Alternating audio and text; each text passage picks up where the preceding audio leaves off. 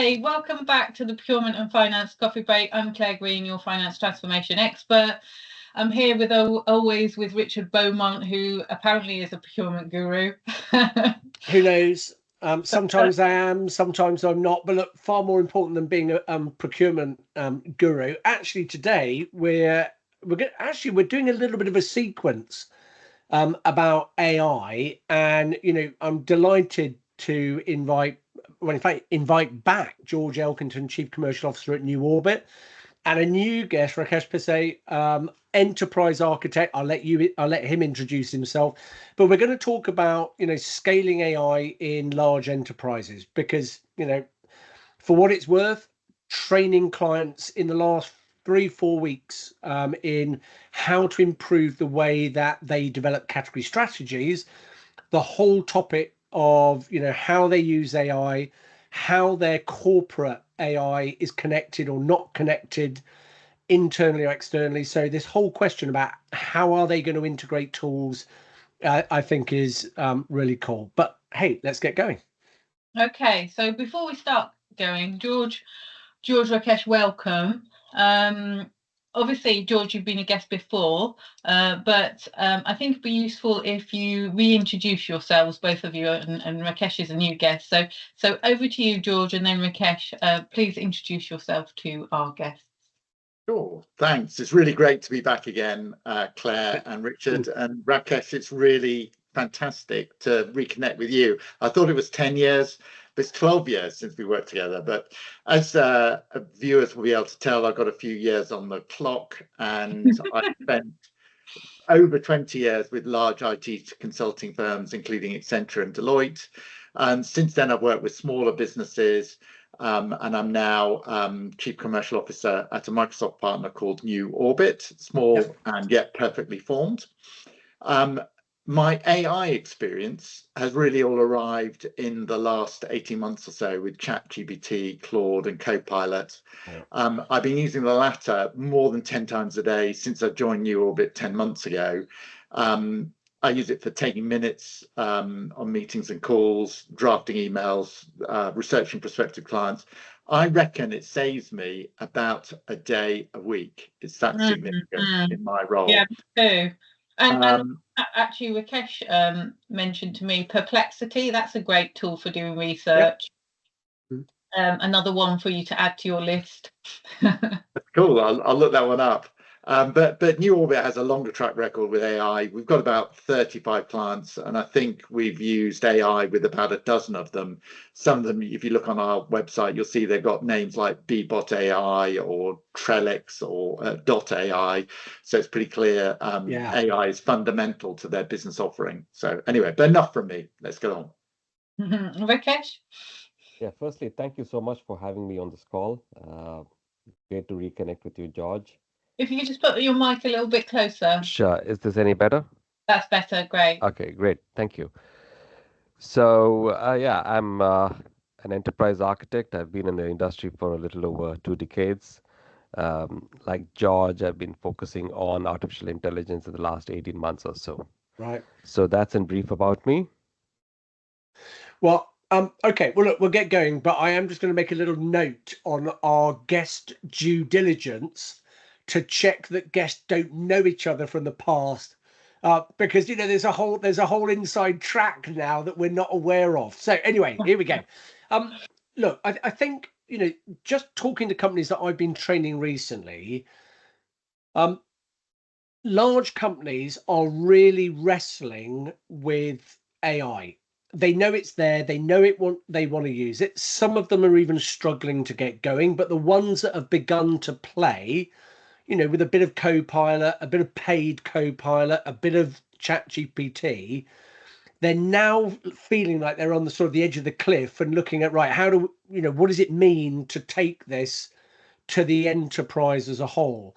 So I guess, what from your perspectives, both of you, I mean, what are the challenges you are seeing in large organizations who are, looking ahead and trying to work out what to do with AI?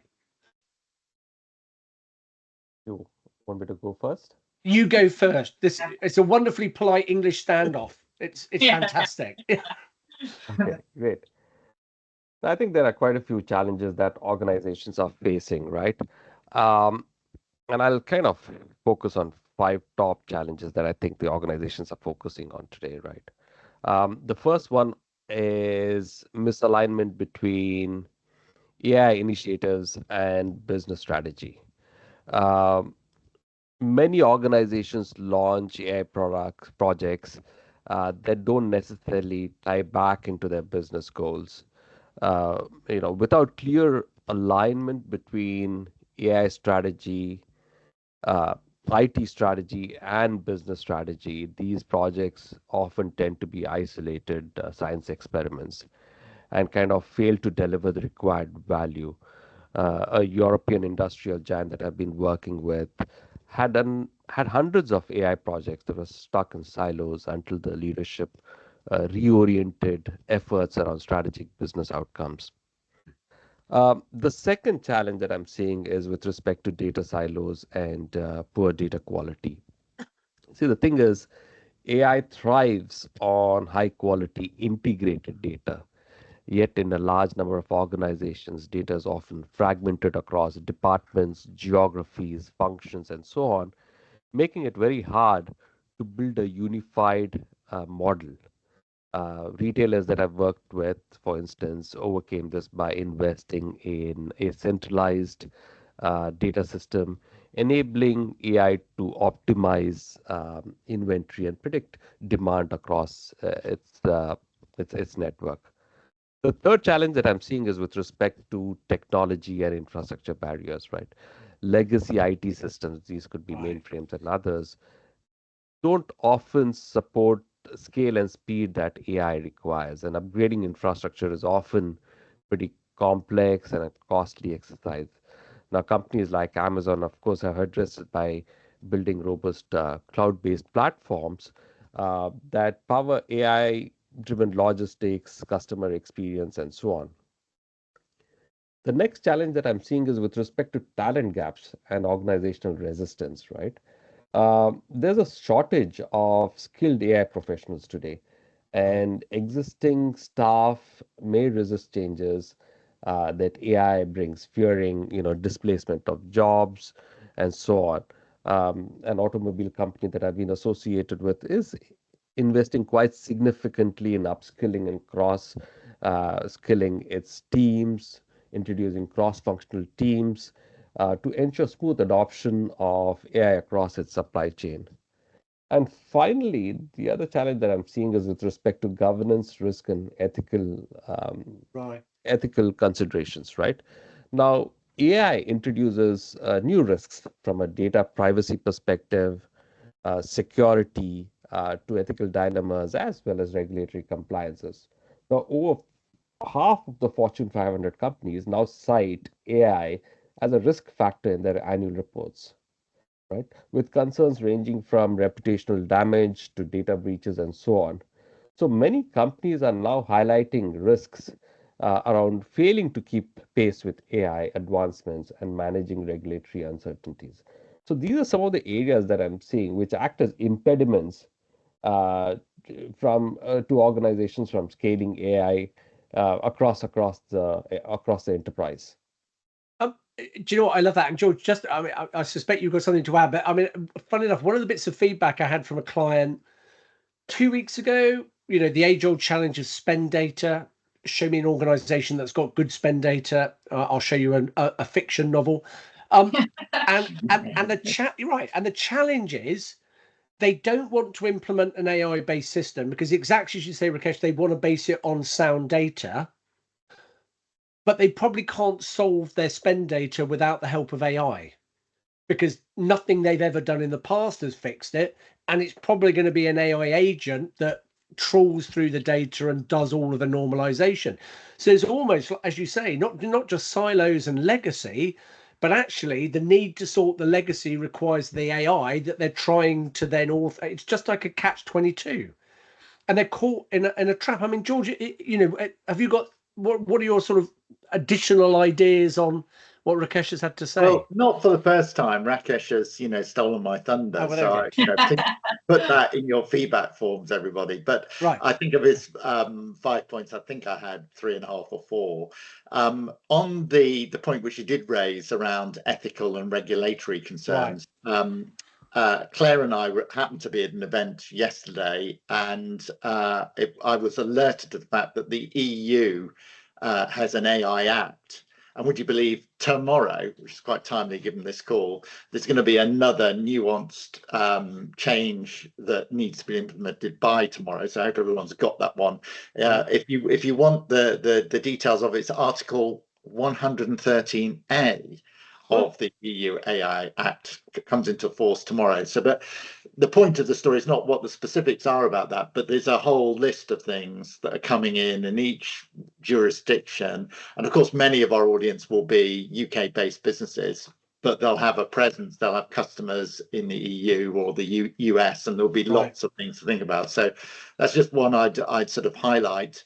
The other one that I think Rakesh didn't touch on is performance and generalization. So sometimes it's possible to have a model that works in a small domain, but then when you unleash it on the real world, a broader world, you can see more variability and some sort of unforeseen circumstances can kick in. And then the old adage of user adoption and change management. Employees are very likely to resist change. Rakesh touched on the emotion of they may be worried that it's going to impact their job, maybe lose their job, etc. So education and gaining trust are really essential. And then Rakesh did touch on security, but the more the system grows, the more vulnerable it is. And of course, we've seen 2 retailers, not AI related, but M&S and the Co-op in the last week or 2, they've both suffered from hacks. There's going to be more of that. I'm sure the hackers are using AI to help them get in. Oh, it's a cheeky question then. So in that example that Richard gave of actually just a simple example, which could be any area of finance in an organization, you're trying to understand what your spend cube is and having trouble analyzing that data from legacy systems where data may be all over the place and not normalized. Let's assume the answer is that you can get some AI agents in, or use some use AI in some way to unpick that audit trail and come up with some sensible suggestions on what your spend cube is and your data looks like. But as I've seen in many organisations now, and indeed in security and data policies that employees have to actually sign to say that they're adhering to, is that companies don't want to share too much data with third-party tools, even if it's an enterprise edition of AI that's meant to be in a secure, like for example Microsoft Copilot. If you have an enterprise edition, it's meant to be fairly secure. So what is a way to tackle that? Because it was seen one of the major impediments of everyone using it is how secure is my confidential data whilst using even paid for tools. How do you get around that? Is it wrong for companies to be concerned about that? Is it right? And if so, how do you get over that hurdle to allow full use of AI tools? Shall I go first with a bit of a cop-out that I'm not a cybersecurity expert, but I would say get one in who's a specialist in AI. We deal with lots of our data isn't in itself hugely confidential or sensitive, but our clients, boy, it really is. We've got one of the largest credit reference agencies has been one of our clients for 14 years. we absolutely could not, I'm tempted to say if we had any kind of a breach, our relationship, although it's gone on for 14 years, might not survive that. It would be so sensitive for them because data is so important to their business. But yet, all our clients are adopting AI. As you say, if you use the enterprise versions, you're at the next level of security.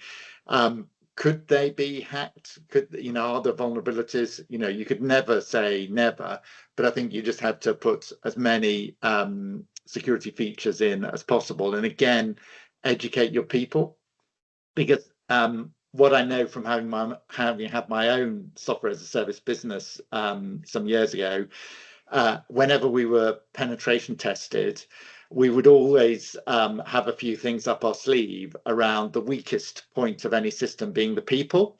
So, it's unlikely, never say never, but it's unlikely that a hacker will get into a system purely from a technical perspective. It's more likely that a user has clicked on a link, because they thought it was the managing director of the organization asking them to pay an invoice quickly because and so don't follow the normal process, do this because we've got to get this money out to secure something in the supply chain or some sort of story.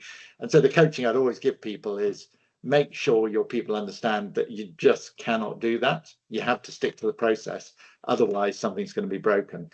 Sorry, I hope that somehow, but as I say, I'm interested in that, because that's a hurdle I can see in organizations now, just to preventing them from using basic tools, basic large language models that are available, even where they have paid up subscriptions to either ChatGPT, Claude, or Copilot, or whatever it may be. That sort of data and security policies that are signed, it makes it very limited to what sort of information you can put in it. Rakesh, anything to add on that in terms of advising companies on how they can sort of take the next step? Yeah. So if you look at the language models, broadly you could classify them as closed or proprietary models or open source models, right? Closed proprietary models include GPT-4 and so on. And then there are some open source models that one can download from Hugging Face and so on and implement it within the legal boundaries of an organization. So what organizations are beginning to do is to take these open source models and take a subset of those effectively and build what is known as the small language model or a medium language model and train it with process specific data. So these small language models and medium language models are context aware. They understand the terminologies used by the enterprise. They understand the ontologies. They understand the processes, the various limits in those processes, and so on. So they are like specialists in specific business processes. And since they are implemented within the legal boundaries of an organization, the possibility of confidential data about a process, a critical business process flowing outside the legal boundary is very, very limited. So what's beginning to happen is that organizations are now moving towards small language models and medium language models rather than looking at using some of these large language models for critical business processes. Yes, when you're using an agentic framework, you could look at the possibility of using a combination of a small language model as well as a large language model. But what I see going forward is organizations focusing a lot more on these small and medium language models and use large language models very sparingly. Yeah, and I guess to put it in non-technical speak, that's because the small language models presumably are going to be deployed on a company's private cloud services that are not open to anyone else, are secure to let's say you're signed up to Amazon Web Services or Azure or whoever. You've got some certain rack space in a certain environment that they're managing that only you the company can access, and therefore it's secure, and you know which servers your data are on, or even if it's managed via cloud, but you kind of know that no one else will be able to access that data. Absolutely. Do you know what? I can't help myself. So, George, obviously you mentioned 113 Alpha. So, of course, what did I do? I went and had a look. And what did I do? I asked ChatGPT around it, right? I actually find this fascinating. So, obviously, there's a whole bunch of other stuff for people that are users. So, companies that deploy AI, there's a bunch of AROs. But 113A actually applies to the creators of, so OpenAI, creator of ChatGPT, and so on. And the biggest thing about essentially, I mean, it requires you to understand what you're releasing, do a risk assessment, understand how, understand it, how it works, blah, blah, blah, so that it doesn't pose a systemic risk, i.e. wake up and kill us all. Now, I asked ChatGPT, I got it to explain it to me. And then I asked a great question. To what extent do you believe the creators of general purpose AI understand how their products work? And ChatGPT answered, to be honest, to a limited extent. And then it said they don't fully understand the inner workings of me. So I let it go on. And then I asked it another question. I said, look, asking for a friend here, if you, ChatGPT, were asked to explain your operation and compliance with 113A, could you? He said, very curious friend, could I explain? No. Because I don't know how my internal workings, and I cannot explain how I generate each output that I generate. So, the funny thing is, if we were talking about EU law for a car, an OEM makes a car, they know how the car works, they declare the car is safe, the car gets checked, you use the car. If there's a defect, then we go back and we can find out how it works. This is probably the first instance where neither the manufacturer can explain how their product works, the product doesn't know how the product works, and yet all parties are being asked to account and take responsibility for how their product works while handing it out to literally billions of users worldwide.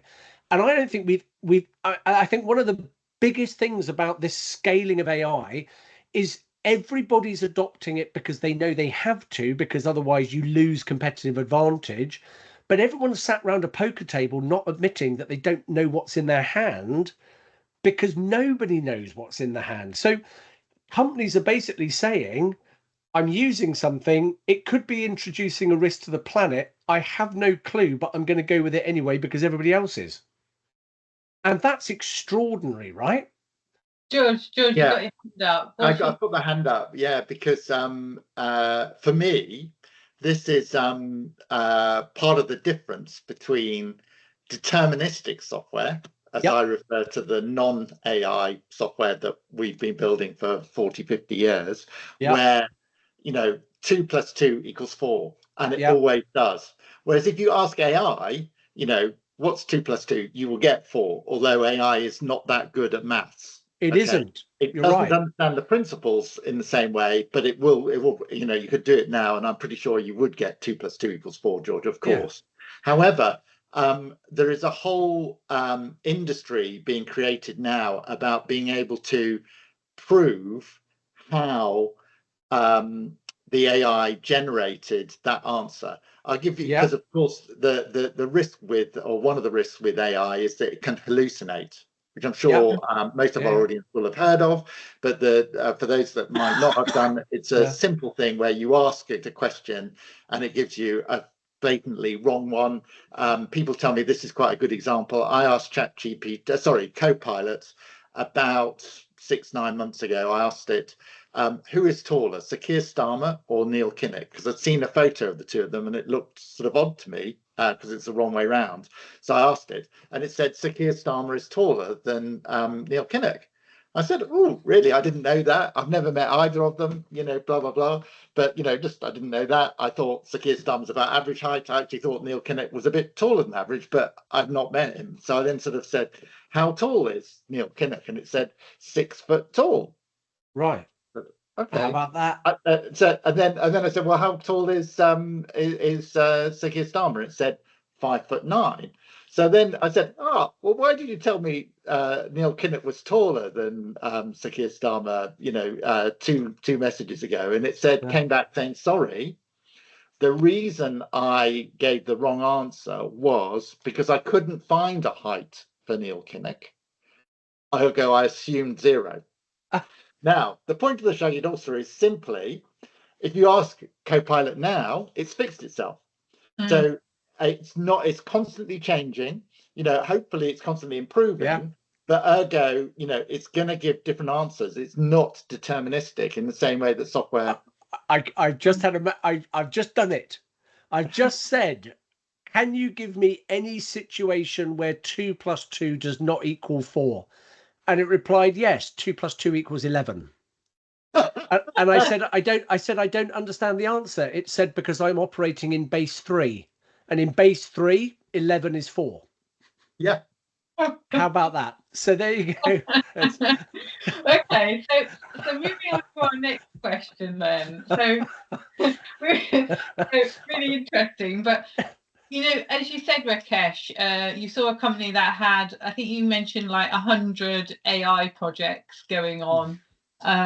Lots of companies have pockets of AI, and indeed, when it comes to finance organizations, I see organizations deploy perhaps a task automation tool in some area, perhaps a process orchestration tool, particularly popular with clients around order to cash and procure to pay.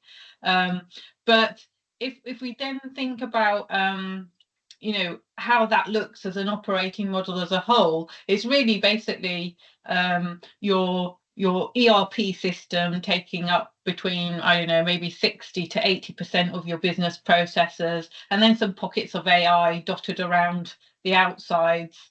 So I think it's fair to say that companies are getting stuck at that proof of concept phase. I actually think one of my thoughts is that until we see some of that, those AI tools that we have outside of ERP systems, the task automation, the process orchestration tools, there's loads of bolt-on tools at the moment embedded in ERP and CRM tools, then it's going to be difficult to scale AI. That's my personal thought.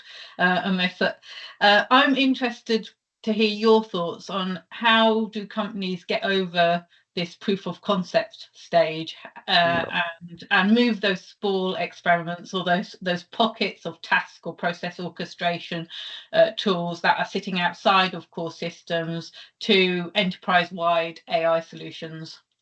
Sure. I think moving artificial intelligence initiatives from proof of concept to enterprise grade solutions is a critical challenge that a lot of organizations are facing today, right? What is required is a well structured approach to scaling AI um, in order to kind of deliver substantial business value while avoiding the common POC trap that a lot of organizations are today falling into. Now, the question is, why is it that organizations are falling into this POC trap? They're building impressive demos. They're building impressive prototypes that never actually translate to real business impact. Now, many of the clients that we have build a bunch of cool and interesting demos and generate endless slides on how AI is changing everything, but they don't necessarily break through any real business impact. Now, the disconnect between experimental AI and production ready systems represents quite a significant challenge. And I'll talk about some of the strategies that organizations could adopt in order to kind of overcome these challenges. I think first and foremost is the need to build a very strong foundation. Now, successful enterprise AI deployments require robust infrastructure, right? AI solutions are infrastructure hungry. Before scaling, organizations must establish scalable data pipelines as well as governance frameworks, standardized development environments, clear security and compliance protocols. And then one of the other things that I'm seeing organizations do a lot more of is to introduce this concept of platforms.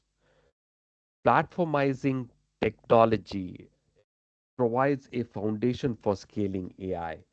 Now, machine learning platforms, artificial intelligence platforms, etc., they kind of deliver a base level capability and functionality with inbuilt governance, compliance, security, as well as ethical strategies and safeguards built into it.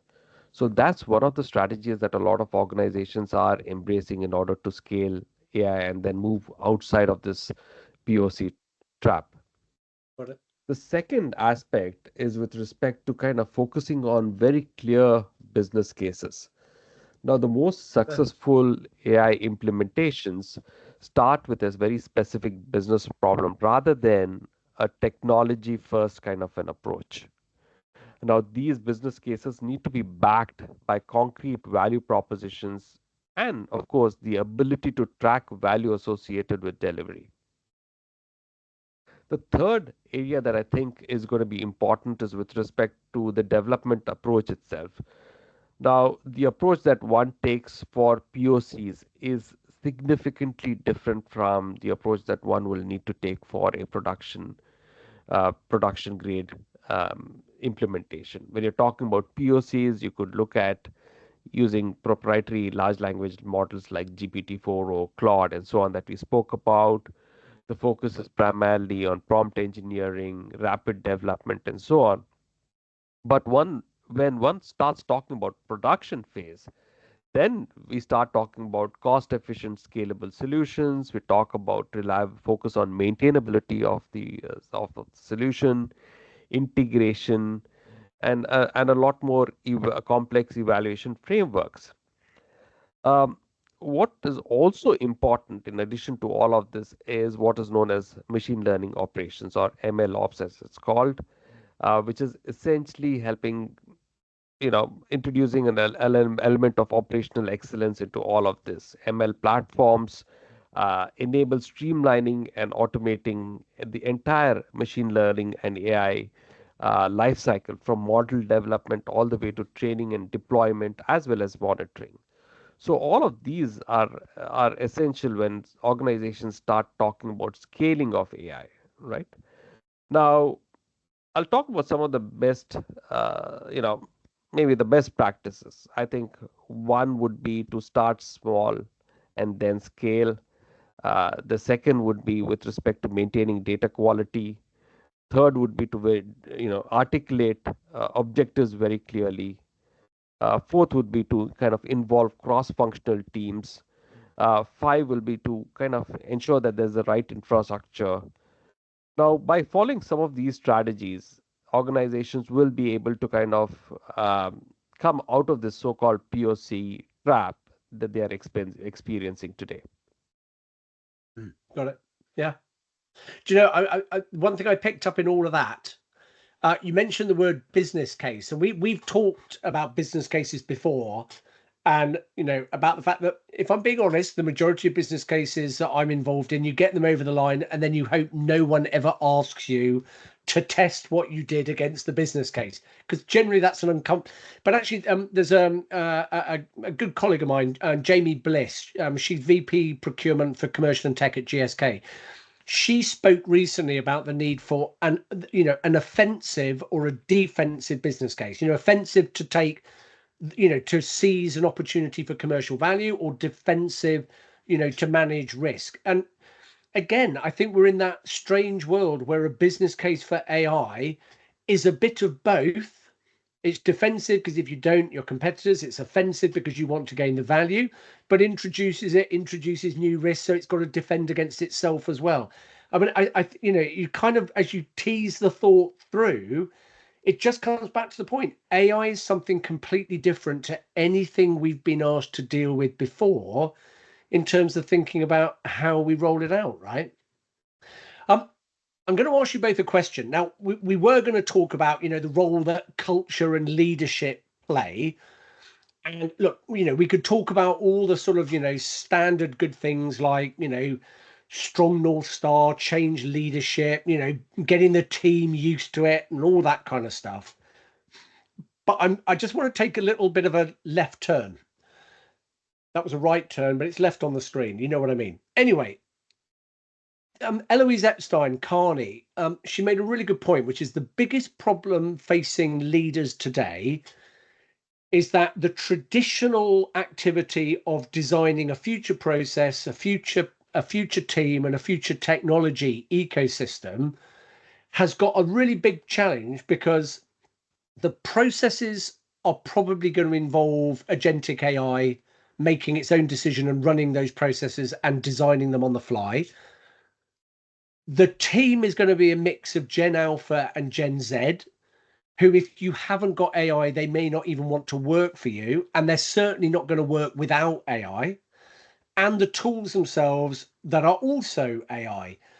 So rather than ask about, okay, what role does it play? I actually want to twist it and say, given the fact that today's leaders don't understand the future process, don't understand the future team, and don't understand the nature of the tools that they're trying to bring in, we're smiling, but this is, here's the wrestle.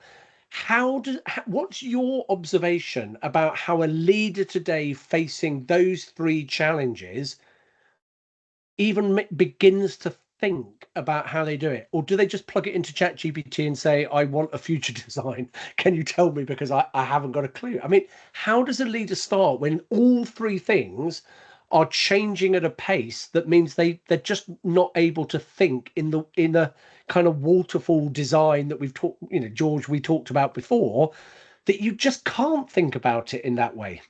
I mean, George, I was going to say, I think you've hit the nail on the head with the reference to waterfall, because I was going to say there's a fourth thing going across all this, which is your mindset about how you think about these things. And senior leaders in general grew up with waterfall. What's the budget for this proof of concept? What am I going to get out of it? What's the scope? I need to see it all written down. Typical CFO stuff, completely reasonable.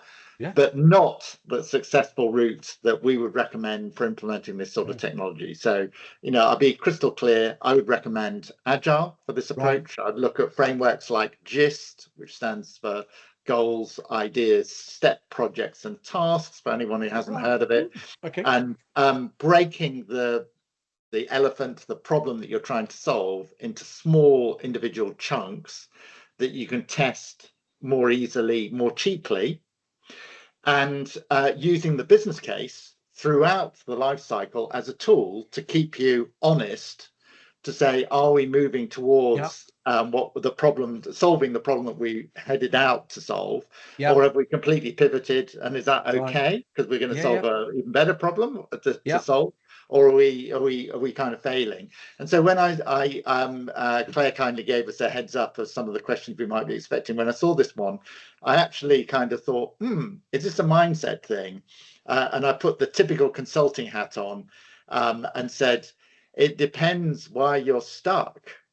If the reason that you're stuck is because you haven't solved the business problem that you aimed to solve, then you need to use a GIST type mindset, break the problem down further into smaller chunks, test, iterate, and say, well, we can't solve the whole thing yet, but we can solve this bit on the left-hand side, or the left-hand side when you look at it on the screen. That would be how I'd go about it. I mean, we had one customer come to us with an idea, and they actually said, we've done a survey on this, and we've got 200 prospective customers, and they kind of presented that as an initial success. And of course it is, it's good, it's all positive, but we were able to lead their thinking, because they said, how much to build it? We know we got a market, how much to build it? And we said it would be a few £100,000. And we said, and they said, well, we're not sure we want to risk that right now. And we said, well, actually, your big idea is broken into about 10 small ones. Test this one for 5K. So we managed to persuade them that was the right way to start thinking about it. Very good. Very good. Interesting. Thank you. Rakesh, any additional thoughts on that, or?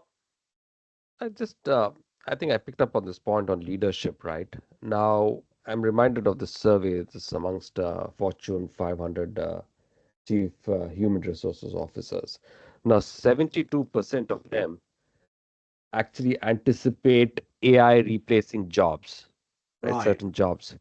Now, this makes this reality makes leadership roles in managing change even more crucial, right? Yeah. Employees are nearly 3 times more likely to feel prepared for AI transformation when leadership clearly communicates their plan and vision, right? Now, I think there are some 2 or 3 very important things that one will need to take into consideration. One is the fact that you need a dominant strategic vision, one that very clearly articulates what are the kind of problems that AI should solve within the enterprise. Secondly, what we are also looking at is meaningful involvement from the top executives, particularly the CEO and the CFO, Right. right? Not just the CTO or the CIO.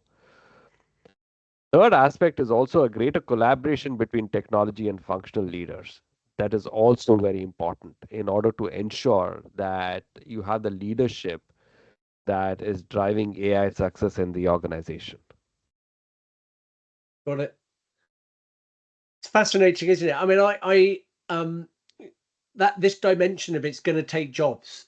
You know, I misused the Kralich matrix, right? And I said, you know, if you draw the matrix of how important is the role to the success of your company, and on the horizontal, you know, how unique or specialist is the skill, you know, top right, people that have got unique skills that are critical to the organization's success, their jobs are safe. AI is down in the bottom left, and it's been there for a few years, and you know, stuff that's non-critical and it's a generic skill, AI's already taken it. But we all know it's pushing up from the corner, and it doesn't matter if it's white collar, grey collar, blue collar, A is going to replace jobs. So you know, you're absolutely right. It's not only a change management because you're saying to people, oh look, we're going to use a new tool. We're saying actually we're going to use a new tool and it's going to replace a lot of you. And I think that's a dimension of the challenge facing leadership teams that, you know, is going to face all organizations. Interestingly, you know, there was a brilliant paper by Bill Gates a few years ago, which is how are economies going to work when you don't have employees paying income tax and national insurance? How does the economic model of a country work if AI replaces, you know, one of the major sources of income? Consumption tax approach. Something, yeah, service tax, general service tax, something like that. Anyway, I go off piste. How unlike me. Hand up again. Very, very. He's so polite. We just interrupt each other. Well, George, go ahead. I can answer the last one. A friend of mine, Joke, said that we can solve the income tax issue with tariffs. So it's all sorted, and it's gonna be great. It's the best thing ever, you know. So I didn't get the hand actions right, but anyway, you'll have to scrap that bit, Richard, for sure. But the reason I put my hand up is because the way I see the jobs thing going is that work will be eliminated. Rather than jobs per se. Obviously, there will be enormous impact on jobs. But if I were a leader of a large business, I consider myself one of the leaders of a small business, but if I were a leader of a large business, I would be emphasizing on the work changing rather than jobs, because people are going to be afraid. They are. And actually, it's not as simple as we've got AI to do that, so we'll need half as many people. And I'm reminded of the Jevons paradox. I'm not sure if you've heard of this, remember it from history days, but it dates back, you know, I can remember it because I'm the oldest on this call, I think. It dates back to steam power and 1865. I'm joking, I'm not quite that old.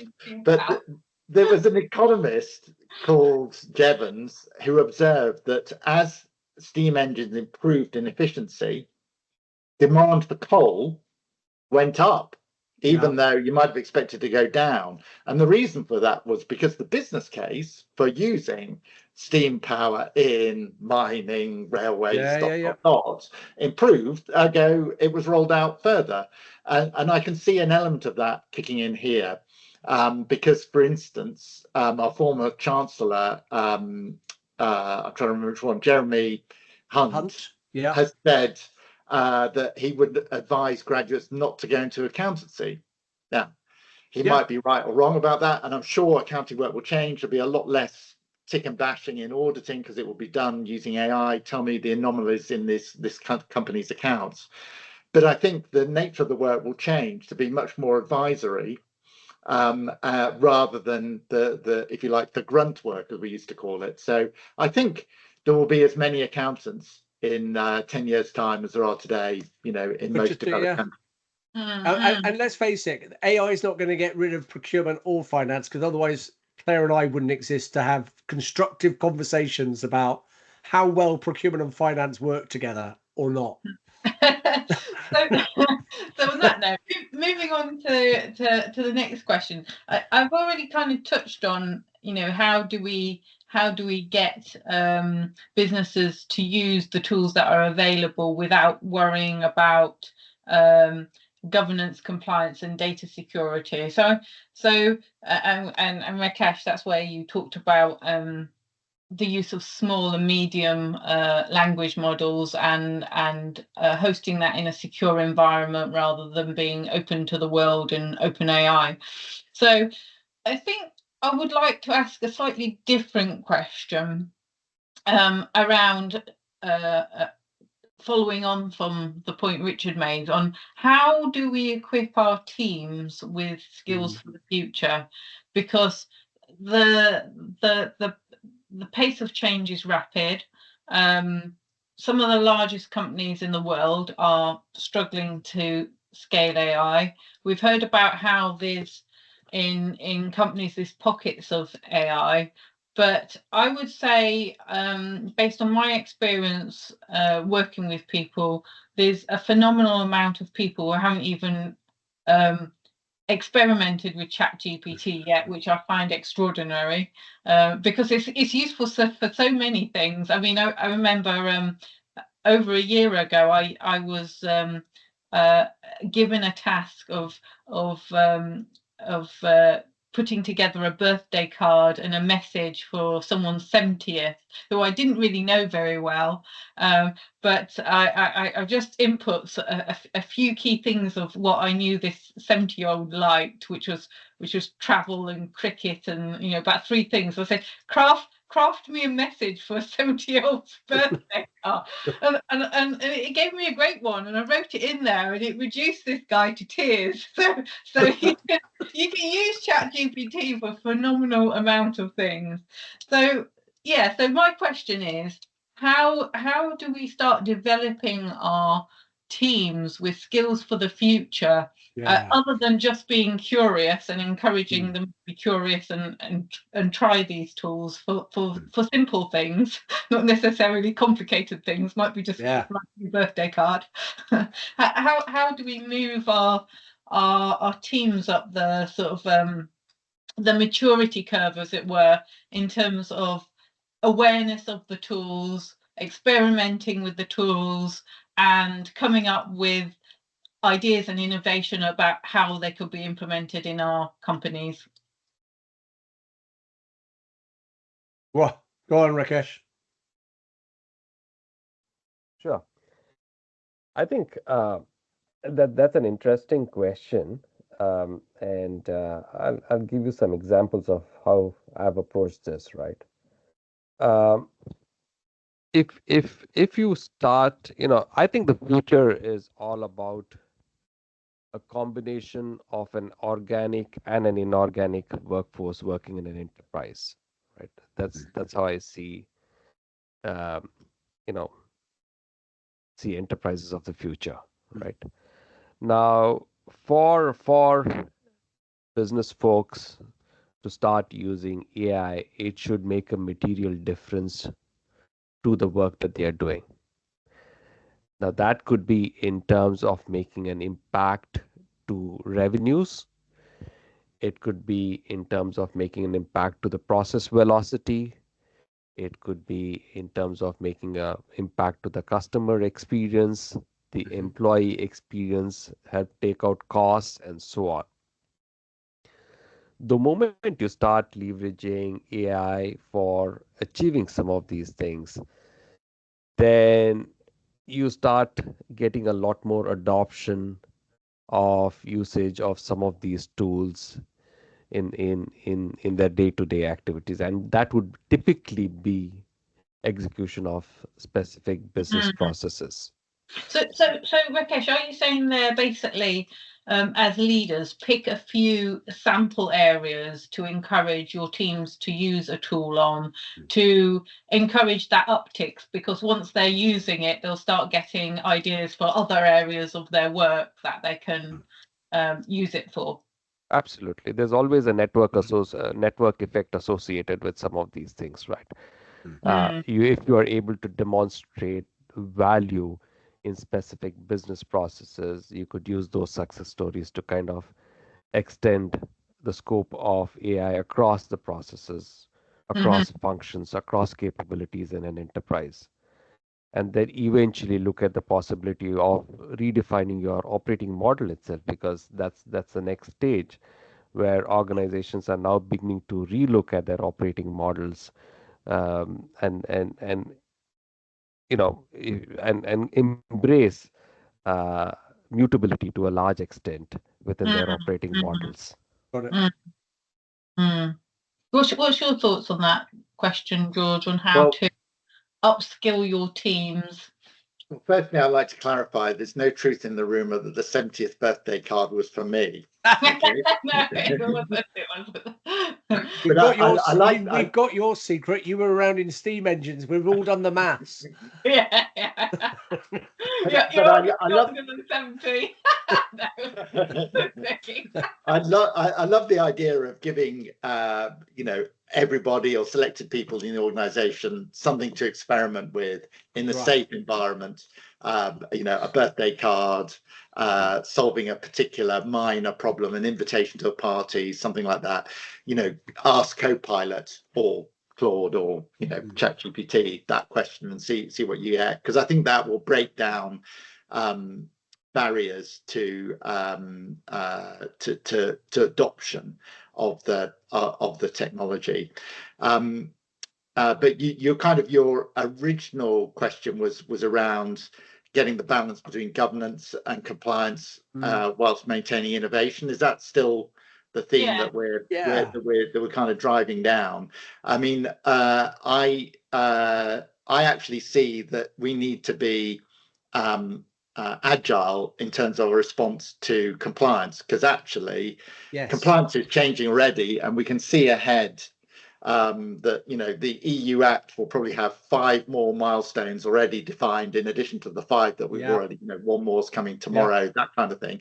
They'll be there. But guess what? There will be a whole bunch of new stuff coming along. Compliance and regulation, a bit like death and taxes. We'll never be able to escape them.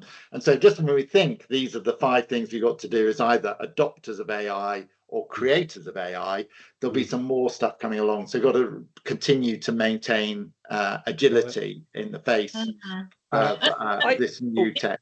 To formally assign some AI champions, because otherwise who is it in your organization whose responsibility is formally to monitor the regulation and make sure you're adhering to such regulation?